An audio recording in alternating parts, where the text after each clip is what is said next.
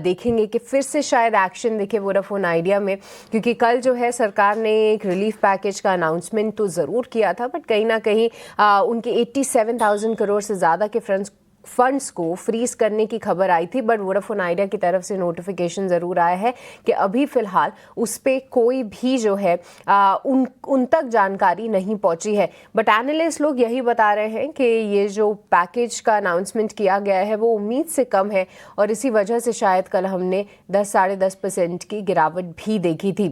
पर अभिषेक, ये जो पूरा वोडाफोन आइडिया का मामला है वो काफ़ी इंटरेस्टिंग भी हो गया है, बट कहीं ना कहीं ये रिटेलर्स के लिए भी अब थोड़ी सी चिंता की बात है कि अब आगे क्या, क्योंकि कहीं ना कहीं अभी भी वोडाफोन आइडिया को 5G केपेक्स के लिए फंड्स चाहिए, और साथ ही जितने डेवलपमेंट्स हुए हैं उसमें भी वोडाफोन आइडिया को कुछ बड़ी राहत मिलती हुई नहीं दिखी है। डेफिनेटली देखिए सृष्टि, क्लैरिटी बाजार को ये भी चाहिए कि अभी कई सारी चीज़ें अनक्लियर हैं। कल ये खबर तो निकल के आई है, लेकिन क्या ब्याज लगेगा नहीं लगेगा, क्या डीओटी उसकी समीक्षा करेगी, डीओटी फिर क्या फैसला लेगा डिपार्टमेंट ऑफ टेलीकॉम, और जो जुर्माने की रकम है 11,000 करोड़ रुपए का, उसका क्या होगा। ये तो सिर्फ एजीआर वाला मामला हो गया।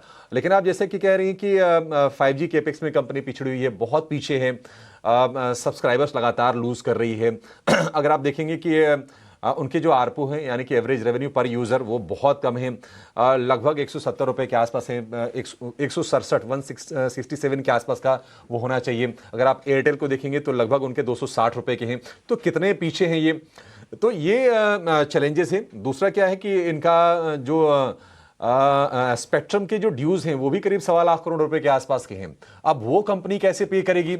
मान लीजिए इस पे तो मोरेटोरियम मान मिल जाए, मतलब अगर हम पूरी राहत भी मान लेते हैं तो यहां से मतलब लोग ये कह सकते हैं कि नहीं ठीक है, अब खोने को कुछ नहीं है, 10 रुपए का शेयर है, क्या जाना है, सरकार की तो मंशा है ही कि नहीं 3 प्लेयर कम से कम रहेंगे ही रहेंगे। लेकिन स्टॉक कोई भी चलता है सृष्टि, तो अब पीछे वाला छोड़ दीजिए कि हम ये शेयर कहां पर था। अब ये होगा कि नहीं आगे कितनी वैल्यू जनरेट करती है कंपनी अपने निवेशकों के लिए, बात वो होती है कंपनी कितने कैश बनाती है। और सिर्फ कैश बनाने का सवाल नहीं है, फिर आपको क्या कैश डिप्लॉय भी करना है, एक्सपेंशन भी करना है, बाकी जो कंपनीज उनसे कम्पीट भी करना है, और उसमें आप बहुत ज्यादा पीछे अभी भी हैं। तो ये सारे चैलेंजेस हैं। और क्या इनको फ्रेश फंडिंग मिलेगी वोडाफोन आइडिया को, सवाल ये भी है। क्योंकि मतलब थोड़ी सी तो राहत इनको मिल गई थी कि सरकार ने जो भी ड्यूज से ठीक है उसको इक्विटीज में कन्वर्ट कर दिए, लेकिन आगे ना इनको भी वो दिक्कतें आने वाली हैं। और मैं व्यक्तिगत तौर पर बताऊं सृष्टि, मैं इनके जो ओरिजिनल जो प्रोमोटर्स हैं, अब सरकार तो सबसे बड़े हिस्सेदार है 49% के आसपास, लेकिन 16.5% वोडाफोन पीएलसी होल्ड करती है और करीब 9.5% आदित्य बिरला ग्रुप होल्ड करता है।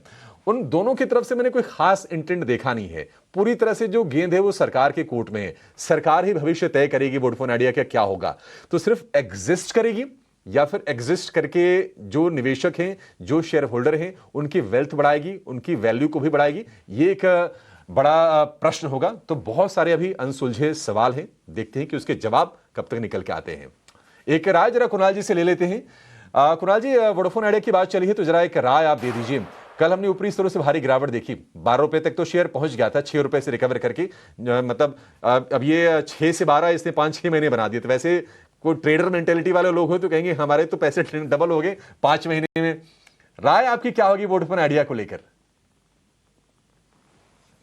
सर, वोडाफोन आइडिया की बात करें फिलहाल तो व्यू टोटली नेगेटिव साइड का ही है। आप देखिए कि जो डेट है वो माफ नहीं किया, मॉनिटरिंग किया, एक्सटेंड किया हुआ है, और उसके वजह से ही हमें कल अच्छा खासा करेक्शन वोडाफोन आइडिया में देखने को मिला है। और ये स्टॉक फंडामेंटल के बेस पे चलने वाला स्टॉक नहीं है, इसमें टेक्निकल भी काम नहीं करेगा। ये स्टॉक जब भी न्यूज आती है तभी चलता है।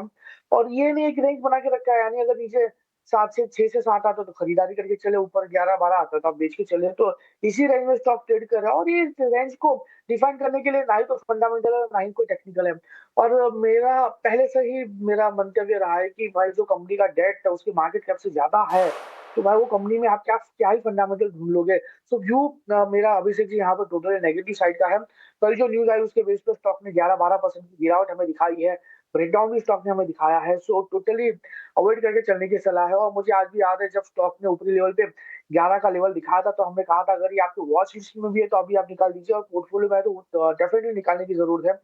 और यहाँ पे सेम व्यू रहेगा, इसको टोटली अवॉइड करके चले। अगर प्रॉफिट मिल रहा है तो एक बार यहाँ से एग्जिट करना ही सबसे बढ़िया स्ट्रेटेजी होनी चाहिए। प्रॉफिट तो खैर बहुत मुट्ठी भर लोगों को मिल रही होगी कुणाल जी, और एग्जिट करने की आप सलाह भी दे रहे हैं। और देखिए अब क्या है ना कि कैबिनेट की तरफ से भी कोई इस पर सफाई आई नहीं कि क्या हुआ है। पीआईबी की जो प्रेस रिलीज भी जो जारी हुई उसमें भी कुछ पता नहीं चला, तो मतलब क्लैरिटी नहीं आ रही है। और मैं सृष्टि आपको याद होगा मतलब वोडाफोन के पहले जब आइडिया जब सिर्फ हुआ करती थी तो 100 रुपए के भाव पर भी लोग कहते थे कि अब तो बहुत सस्ता हो गया है, जब स्टॉक क्रैश करके 100 रुपए पर आया था। और अब देखिए 10 रुपए के भाव है और फिर भी हम कह रहे हैं कि नहीं बेच के निकल जाइए। नहीं जी हाँ बिल्कुल अभिषेक, देखिए यहाँ पे कोई क्लैरिटी नहीं है, वही सबसे ज़्यादा जो है वो शॉकिंग बात है। और साथ ही साथ देखिए प्रमोटर एंटिटी जो है, हालांकि फ़िलहाल उन्होंने एग्री किया है कि वो 5,836 करोड़ जो है वो इन्फ्यूज़ करेंगे। इससे कहीं ना कहीं जो कंटिंजेंट लाइबिलिटी है वो थोड़ी सी एडजस्ट होती हुई नज़र आएगी। पर फिलहाल आप देखिए कि अगले 12 महीने में ही प्रमोटर एंटिटी को 2,307 करोड़ जो है वो इन्फ्यूज़ करेंगे, और साथ ही आगे चल के जो है और भी रकम इनको इन्फ्यूज़ करनी होगी। तो ये सारे फैक्टर्स ज़रूर हैं जहां पर वोडाफोन आइडिया के लिए थोड़ी सी चिंता बरकरार है। पर आइए अब और